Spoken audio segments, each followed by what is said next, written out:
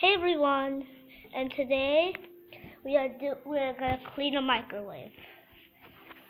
Okay, so we already did 1 cup of water and chopped up lemons, and now we're gonna do three tablespoons of vinegar. Leave it in for 5 minutes.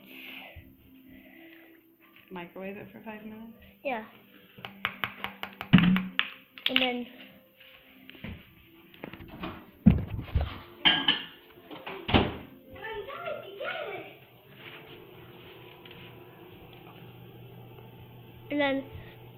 then we have to leave the door closed. We'll be back later. And then we have to leave the door closed for 15 minutes.